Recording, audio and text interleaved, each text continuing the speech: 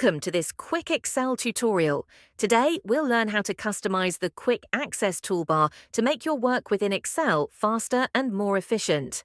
Let's get started. Click the drop-down arrow on the Quick Access Toolbar and select More Commands.